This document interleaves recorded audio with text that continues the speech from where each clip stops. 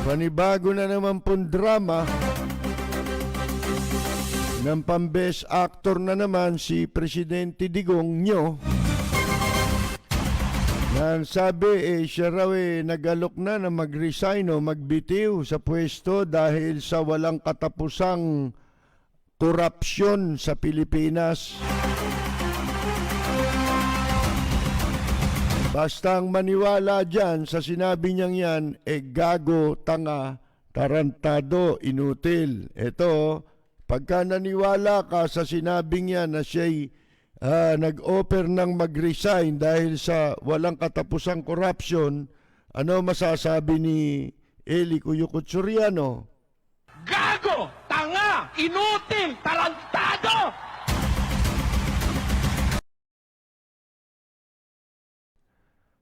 Bueno, ito sabi niya ni Digong nyo.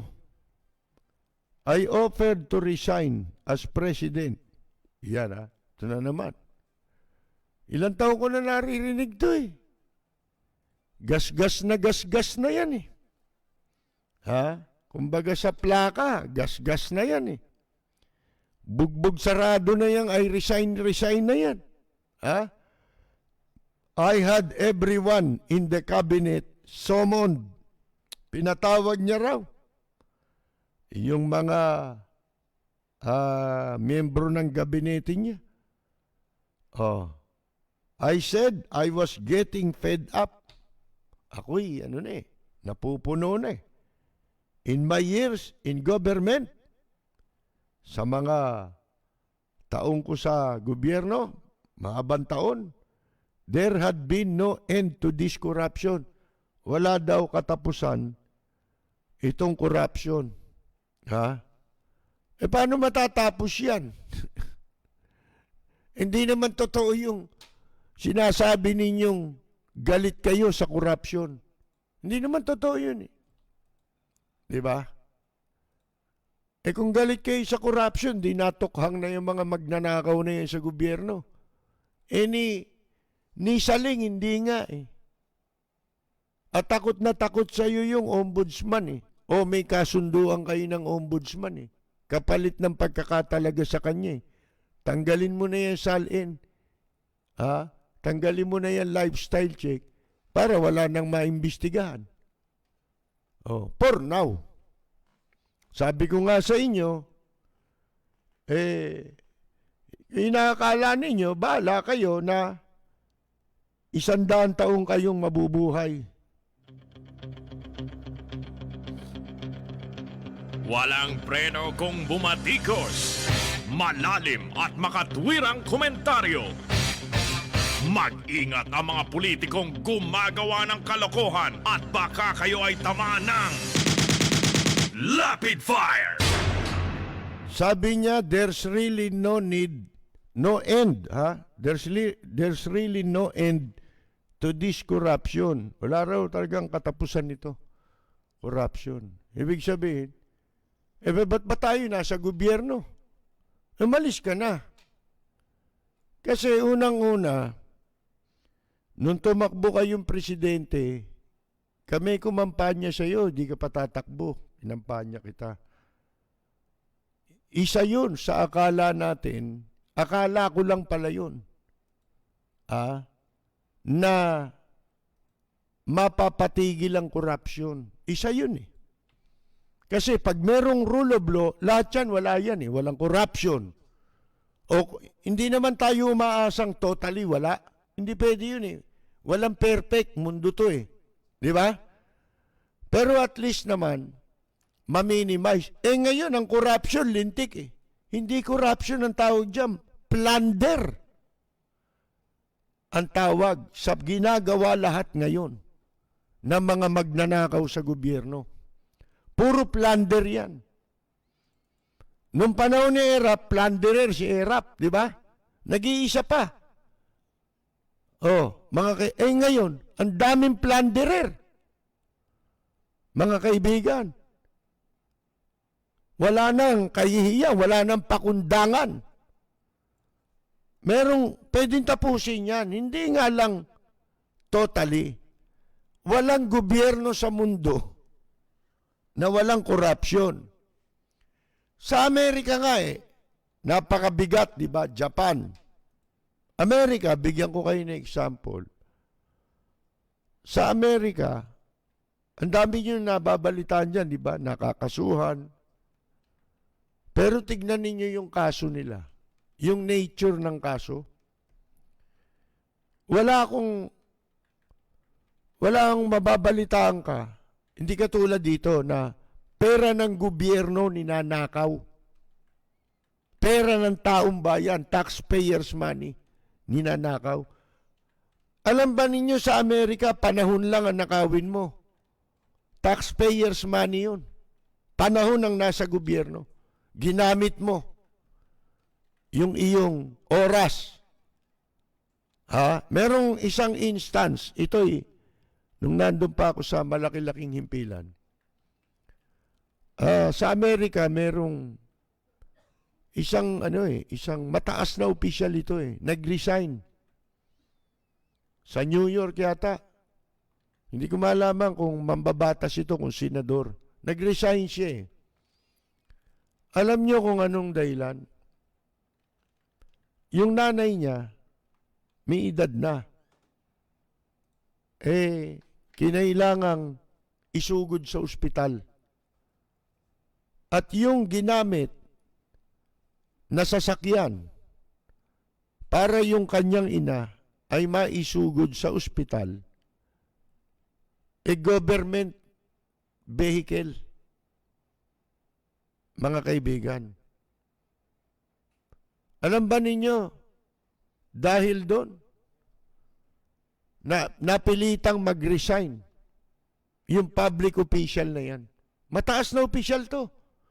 Hindi ko nga matandaan kung senador kasi mga 13 years ago na yan. Itong sinasabi natin O 12 to 13 years ago. Mga kaibigan. Isipin ninyo yun.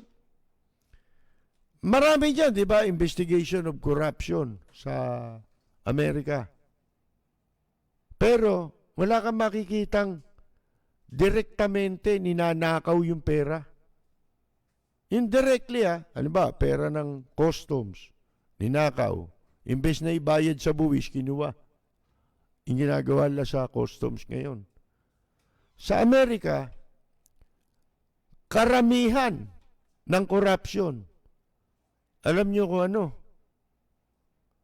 Ginamit niya yung kanyang posisyon para impluwensyahan yung mga negosyo na mga napapaborang negosyo. Diba? Katulad si President Trump, diba? Ina-accuse siya, diba? Dahil sa business, diba? Collusion naman yun. Pero sa iba, ganun din. Ginagamit yung mga pwesto. Sipin nyo walang ninanakaw na pera ng gobyerno. Ano ninakaw niya ron? Tiwala ng publiko. Diba? Yung tiwala ng publiko. Dito wala mga kaibigan Sipin ninyo yung pinakamahalagang elemento para mo maparusahan ang mga magnanakaw sa gobyerno. Inaalis. Lifestyle check. SALN. Inilikha yan purposely para ang mga magnanakaw ay madiin sa kaso. Diba? Hindi fishing expedition. Ang fishing expedition, nanguhula ka. Tapos, yung hula mo, ginagawa mong akusasyon. Yun ang fishing expedition. Pero, kung halimbawa, nakita ko maraming sasakyan itong hinduropot na public official. Kinuha ko ngayon ng mga plate number. Binerify ko sa LTO. Sino ba may-ari nito? SUV. Kanino nakapangalan?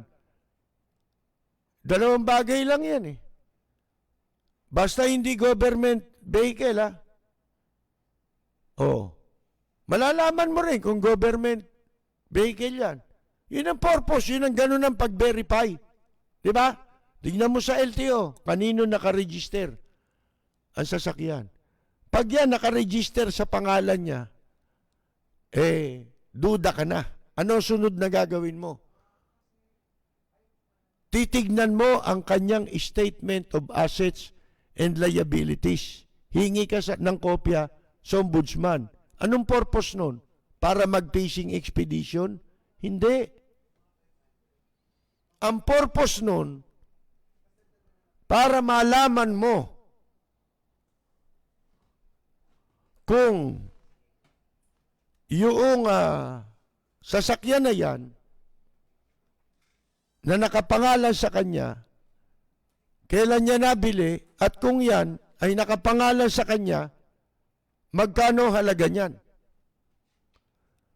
Halimbawa, nakita mo naman, hindi nakapangalan sa kanya. Nakapangalan sa ibang tao. Oh, di ba? Alamin mo ngayon, sino ngayon itong taong ito? Kasi may pangalan sa rehistro eh. Tatawagan mo ngayon, hanap ka ng contact. Ha? Malalaman mo ngayon. Sa'yo ba yung coaching yun? Oh. At ano relasyon nito doon sa public official na gumagamit ng ganun sasakyan? Ganun ang pagberipika. Ngayon, halimbawa, natuklasan mo, kamag-anak niya pala yun. Teka muna. Di ba? Oh. Aalamin mo ngayon. Ano trabaho nitong kamag-anak niya? Ito bang kamag-anak niya eh? May kakayahang bumili ng ganyan. Yun ang klase ng pagbeberipika. Lalo na kung ang property, any property, nakapangalan sa public official. Kailangan tumugma yan. Walang masama kung gumagamit ka ng ganyan sasakyan, deklarado mo. Ngayon, paliliwanag mo na ito, nabili ko yung sasakyan dahil ako'y tumama sa loto. Di ba? Pero hindi galing sa sweldo ko. Yan. Patutunayan mo yun. Di ba? Oh. Pero violation na yun eh. Kapag ka meron kang property, hindi mo diniklara sa SALN, naloko ka na. Bakit di mo diniklara? Bakit? Yun ang purpose ng SALN eh. Ipinag-uutos na lahat ng ari-arian mo, idideklara mo. Kaya pinagbabawal nitong loko-loko dyan sa ombudsman, mga kaibigan, paano siya hindi niya maipaliwanag? Bakit lumago ang kanyang kayamanan? Biglang lumago ang kayamanan niya pagkatapos na siya ay matalaga bilang ombudsman. O, sipin ninyo yan. Di ba walang hiya? Tapos pagbabawal mo, ano tawag mo ron? Nililigtas mo na yung sarili mo. Kino-compromise mo na yung batas para makalusot ka lang. Hindi baling mawala ng bisa ang batas. Nawawala ng bisa yung batas eh. Paamendahan mo muna yung batas. Pabago nyo muna. Ha? Patanggal nyo muna yung batas ng SALN. Di ba? Para malechi na kayo. Oh. Mga kaibigan. Corruption eh. Sipin mo, ikaw mag-iimbestiga sa corrupt. Question mark kung corrupt ka rin. Di ba? Paano yun? Ba't pa nagkaroon yan? Oh, mga kaibigan. Tapos pararatangan niya, yung media raw, ginagamit daw yan sa extortion. Sino yun? Pangalanan mo. Obligasyon nyo yan eh. Ako gusto ko yung pangalanan mo eh. Bakit? Para mabulgar sa tao kung sino yung mga yan. Ito mga ito, mahilig sa cover up to eh. Hindi ba nung sumabog yung peryahan, yung mga nangungulektang media sa perya, sandamakmak yung mga resibo ng Palawan, tsaka mga remittance sa, ang tawag mo riyan? Remittance center. Ginagamit sa pag-remit ng pera sa mga media. Ang kapal, ang daming, ibig sabihin, daming ebidensya. Marami sa kanila ang tumatanggap. Yung peryahan. Sipin mo yan. Ultimong peryahan, di pinatawad ng mga nasa media. Lumabas ba pangalan? Sinupres. Bakit? Kasali doon yung mga nasa Malacanang eh. Yung grupo ng mga, isang grupo dyan ng mga tumatanggap sa perya. Samahan daw ng media. Mga kaibigan. Balita ko nga yung undersecretary ng PCOO. Tumanggap ng 200,000 piso doon sa operator ng perya eh. At ang kasundo, hindi na ilalabas yun. Yung listahan. Ba't di nyo nilabas? Hindi ba? Gusto namin pangalanan mo. Sino yan? Sino yang nang-extort na yan na tinutukoy mo? Kasi kung hindi mo mababanggit ang pangalan, walang hiya ka. Makapalang mukha mo, Ombudsman Martires. Pangalanan mo. Hindi ba? Kasi lahat ngayon ng nasa media, pwedeng pagsuspechahan. Dahil sa sinasabi mo, sweeping yung accusation mo eh. Mapatutunayan mo ba? Diyan pa lang nakapagtataka, paano ka naging maestrado ng Korte Suprema? Irresponsable ka eh. Irresponsableng hinduropot. Mga kaibigan, ang corruption, kinukonsinte. Kayo nga nagtataguyod ng corruption eh. Umpisa pa lang paano makakalabas yung mga nakasuhan ng plunder? Aber? Kung di nilakad ni Presidente Duterte. Sige nga. Tanong nyo kay Lucas Bersamin. Mga kaibigan, wala raw. Up to now, it's being committed every day. Ano ginagawa mo? Di ba? Inaabsuelto mo nga eh. Hindi pa nga nakakasuhan, absuelto na eh. Sinong magkakaso? Ito naman mga pindehong, parang mga pindeho dito sa PACC.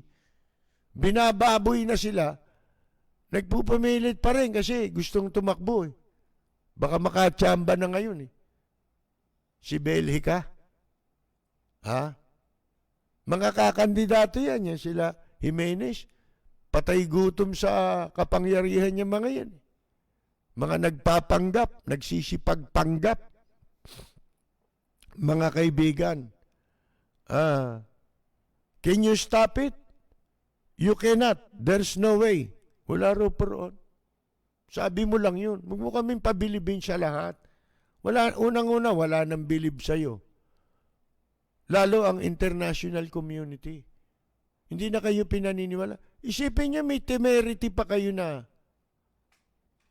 questionin ninyo yung action ng Facebook. Habang kinu-question nyo, inaamin nyo inyo yung mga ginamit na fake account. Isipin ninyo yun. Hindi ba, napakalaking katatawanan na ito si Presidente Digong nyo? Walang preno kung bumatikos. Malalim at makatwirang komentaryo. Mag-ingat ang mga politikong gumagawa ng kalokohan at baka kayo ay tamaan ng Rapid Fire! Yan Facebook. Bakit galit na galit sila ngayon dahil natanggal yung kanilang mga fake account? Nagtatago eh. Mga kaibigan. Tapos, yun ang ginagamit sa black propaganda. Yan, pan-distract yan. Para yung mga tunay na issue ay hindi mapag-usapan. Unang-una na yung kakayahan sa pamumuno. Walang kakayahan. Ngayon, katakot-takot na pag-amin niya, ang pinaka-latest ngayon na pag-amin, mga kaibigan, di ba? Itong tungkol sa Facebook. Mga kaibigan, inaamin niya may trolling. Kaya, galit na galit siya. Bakit daw? Wala naman daw palang maitutulong, ba't pa pinapayagan dito sa Pilipinas? Akala niya, yung Facebook, ginawa para sa kanya. Akala mo, private property niya yung Facebook.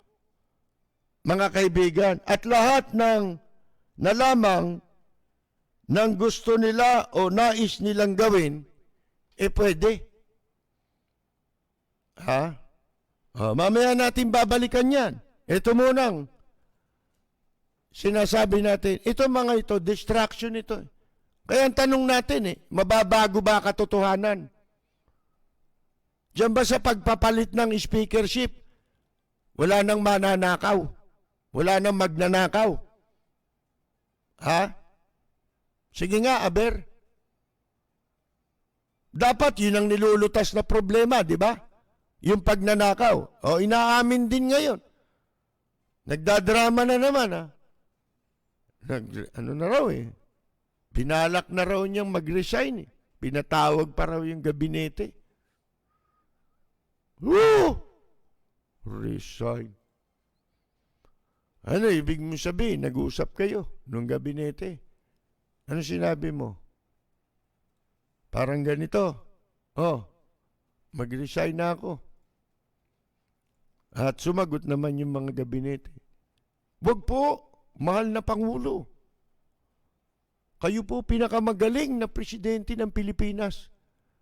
Ngayon ako nakakita ng pinakamagaling na presidenteng walang ginawa.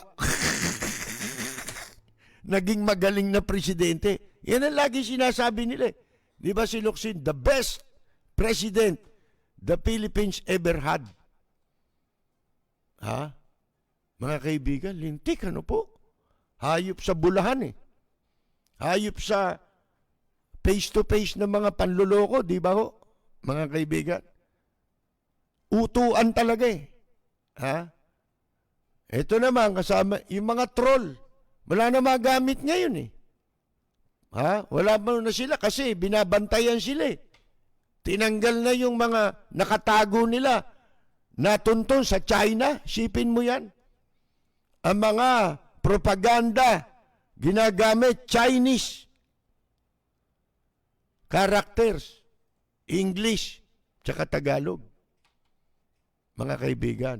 Yung karakter ng Chinese language, ang ginagamit sa propaganda para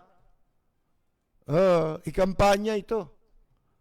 Kayo, pare-pareho lang tayo na nakikigamit ng Facebook.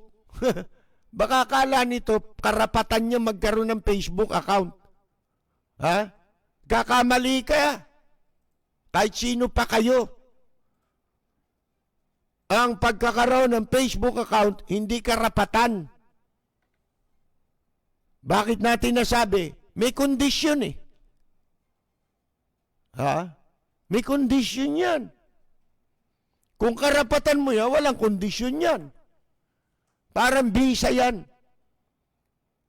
Ang pagkakaloob ng visa, hindi karapatan ng tao yan. Pribilehiyo yan. Diba? Ganun lang ang Facebook. Bakit kayo magagalit kung lumabag kayo? Katunayan, inaamin ninyo, yung mga account na yon na ginagamit ng mga bayarang troll. Isip mo, umaamin na kayo. Gumagamit kayo ng troll. Propaganda. Bakit galit na galit sila? Ngayon napatunayan Malakas lang pala siya sa Facebook. Mahina sa tao. Mahina na siya sa tao. Malakas pa rin siya sa Facebook nung hindi pa nasasara. Ngayon, nasara na. Walang preno kung bumatikos. Malalim at makatwirang komentaryo. Mag-ingat ang mga politikong gumagawa ng kalokohan at baka kayo ay tamaan ng Rapid Fire! Yung ating pong mga mga katropa, binabati natin, mamaya na lang. Ano to? Wala nang face mask na mabuting ihaharap si Duterte, kaya Facebook ang inaharap. Pinakikialaman na pribadong karapatan. Yun na nga, kasasabi ko lang. Wala mga pangalan ito eh. Si Louie Acosta po ito ulit. Nung una, ang pakiramdam ko sa pamahalang ito ay ginagago lang tayo, mga mamamayang Pilipino. Hanggang sa napakinggan, napanood kita sa YouTube, nakumpirma ko ngang totoo ang hinala ko. Salamat po sa panonood nyo.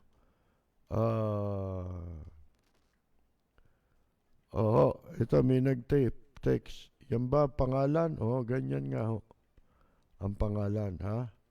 Pawala-wala ang sound at view po niyo sa Kapersi. Kanina po, mabagal yung internet. Baka mabagal daw kanina internet. Pag ni-replay mo yan, diretso na. Nag-choppy konti.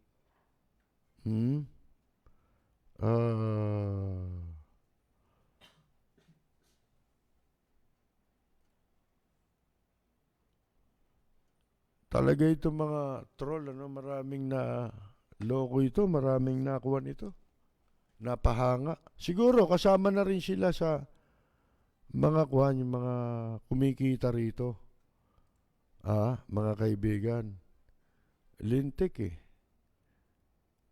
Mga katropa natin, Arlene at Mon Barrias ng Amsterdam, si Jorge Beichong ng Tokyo, Japan, sa Italy po, si Joel Diaz at Carolina Luge, Ian Rigor ng Canada,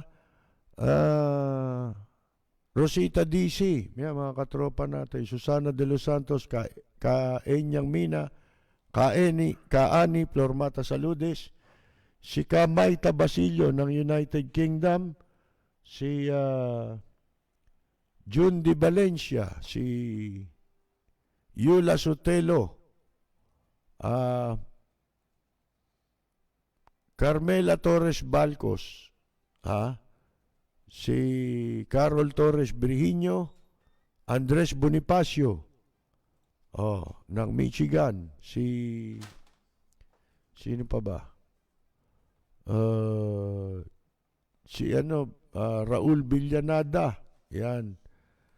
Si June Gases nga pala sa Guam, dati hong vocalist ng bandang Abracadabra, Walden Kihan Berry ng Guam.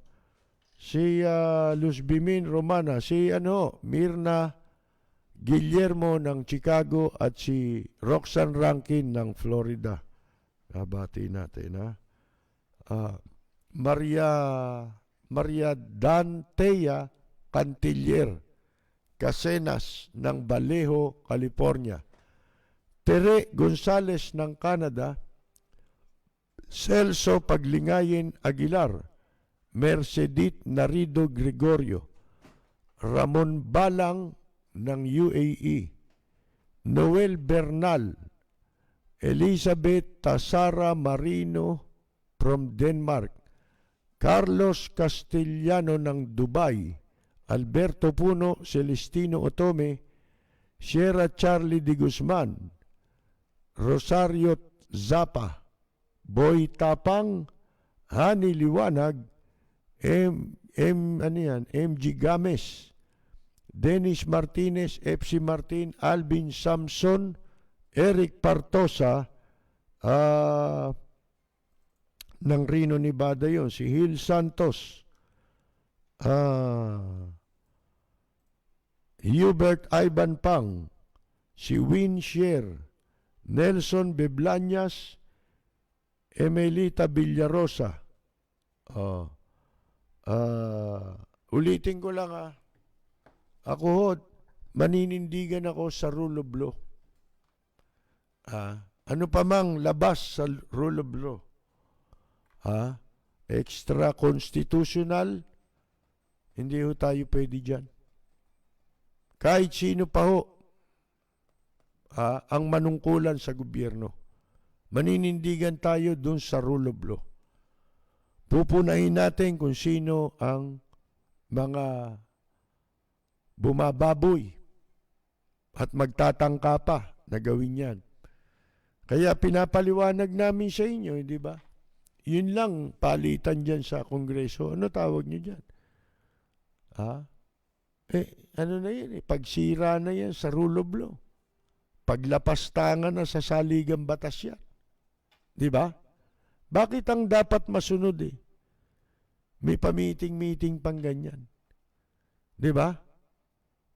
Takot ba kayo na sa Kongreso ba marami na ring boboto laban sa sa kandidato ninyo? Di ba? Term sharing. Saan nyo kinuha yan term sharing? Invento nyo lang yan Saan batas yan naroon? Di ba? Ibinoboto yan Di ba? Ba't di nyo pabayaan yung proseso? Ba't kayo nakialam dyan? Yan, pagsira sa rule of law yan. Mga kaibigan. Si Rosita DC, nabanggit ba natin? Maria Dolores Santos, El Puruganan, ng Mississauga, Canada. Si Shera Charlie Di Guzman, Bal Luga. Alberto Puno, nabanggit na rin yun. Si Marco Parungaw, Elmo Maingel,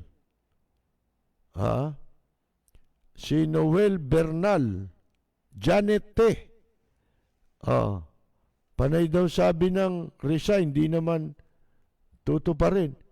Lahat naman, di tinupad niyan Walang tinutupad si Digia Dan, Carmelita Oliva, Ramon Santos, Nika Aura Marcelo.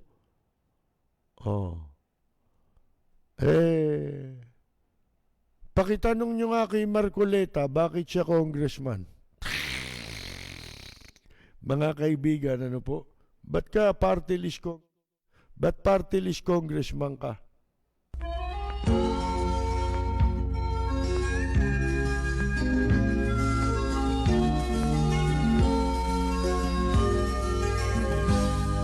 Sa bayan ko ay isa ang lahi, dito'y wala ang pagkukunwari. Hindi padagay, sadyang kilala sa daigdig, may pagkakaisa sa bawat nais. Magandang yumaga! Alan Peter Caldero Cayetano. Ang bayan ko'y punong-puno ng yaman, bakit ito'y kailangan pang iwanan? Hindi nga ba't anong sarap mabuhay ng buong ganap sa bayan mo, sumapit ng yaong wakas. Dito sa bayan ko, lahat kami pantay-pantay, walang nang-aapit, ang pag-ibig ay tunay. Dito sa bayan ko, dito'y makikilala mo ang mga kaibigang nagmamahal sa'yo. Dito sa bayan ko, lahat kami pantay-pantay, walang nang-aapit, ang pag-ibig ay tunay. Dito